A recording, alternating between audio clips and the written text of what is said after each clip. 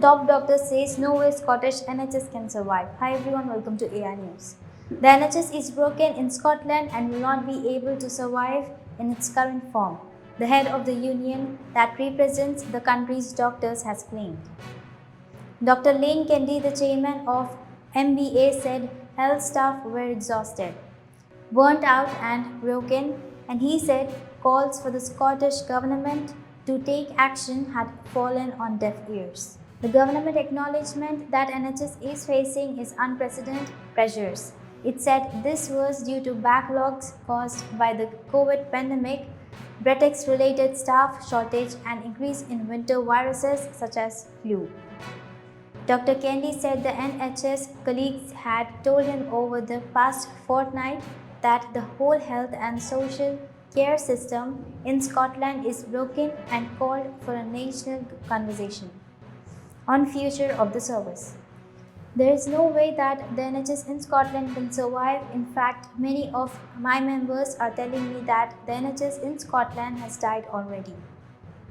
Over the past 2 weeks, I have received testimonies from nearly 200 doctors, and what they are telling me is that the whole health and social care system in Scotland is broken. They are telling me that NHS Scotland is failing their patients and failing the workforce, and they are suffering from moral injuries from constantly having apologies to their patients. Dr. Kendi, who is a GP in Inverness, said an abject failure of workforce planning meant that the NHS was now homographing staff. He added, they have told us that they have had enough and they have been trying to get action from the Scottish government, but their requests are failing on deaf ears. He said Scottish government plans to recruit another 800 GPs by 2027 were well off target, and that the number of the vacancies in the health service was the worst he had seen in his 30 years career as a doctor.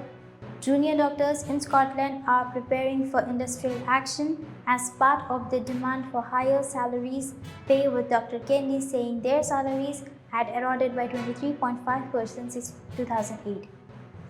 Union representing nurses and midwives in Scotland have also rejected the government's latest proposal pay deal and are planning strikes, with dates to be announced next month.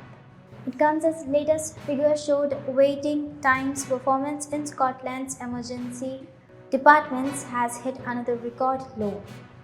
Only 55% of people were seen and subsequently admitted, discharged or transferred within 4 hours in the week up to 18 December.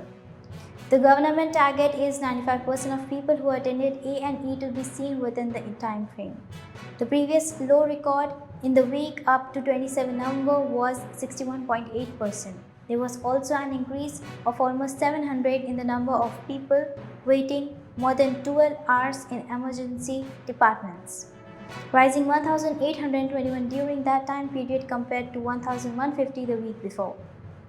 The number of people waiting more than 8 hours also increased by almost 1,500 from 3,045 to 4,536, while those waiting for more than 4 hours increased from 9,758 to 11,887. It was revealed last month how NHS leaders in Scotland have discussed creating two-tier health service by having the wealthy pay for treatment and possibility of curtailing some free prescriptions.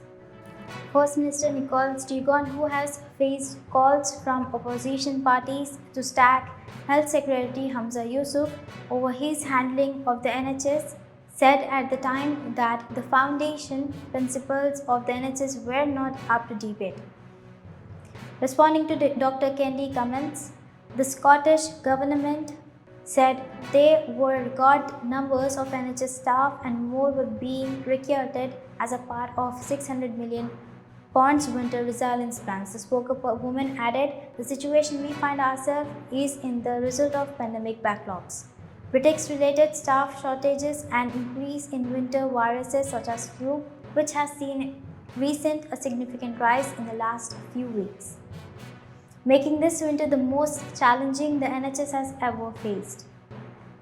We know the difficulties staff are facing and want to repeat our thanks to all those working across health and social care services this winter to make sure people receive the care they need.